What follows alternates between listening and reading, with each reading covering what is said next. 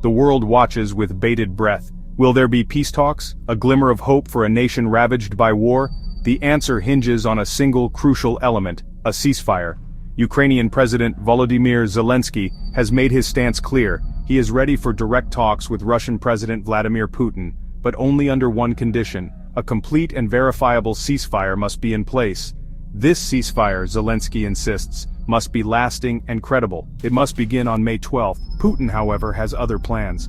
He proposed direct talks in Turkey, a seemingly neutral ground. The date May 15th. The catch? No preconditions, no ceasefire. This difference in stance lays bare the chasm that still separates the two sides. It underscores the immense challenges in even getting the adversaries to the negotiating table. The world waits, holding its breath, wondering if a ceasefire, the first whisper of peace, is even possible. The current standoff is not an isolated incident. It is but the latest chapter in a long and troubled history. Previous attempts at negotiations have yielded little fruit. The Istanbul talks of March 2022, though initially promising, ultimately failed to bring about a lasting peace. Similarly, the Black Sea Grain Initiative, while crucial for averting a global food crisis, did little to bridge the fundamental divides between the two nations. This history of broken promises hangs heavy over the current situation. It fuels skepticism, making a lasting peace seem like a distant dream.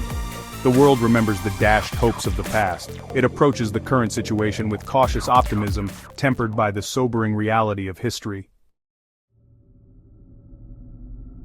The international community, particularly Western powers, plays a pivotal role in this high-stakes game of diplomacy. Led by the United Kingdom, France, and Germany, they have presented a united front.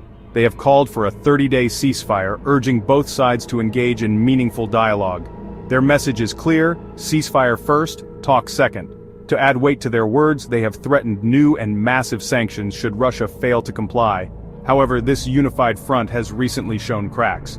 Former U.S. President Donald Trump, once a staunch supporter of the ceasefire initiative, has publicly urged Zelensky to reconsider. He advocates for accepting Putin's offer of talks without preconditions.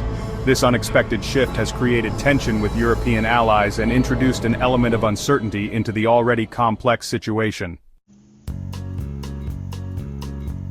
Despite the challenges and the weight of history, a glimmer of hope emerges from an unexpected corner: Turkey.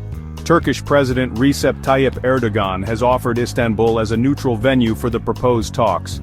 He has positioned himself as a mediator, urging both sides to choose the path of dialogue.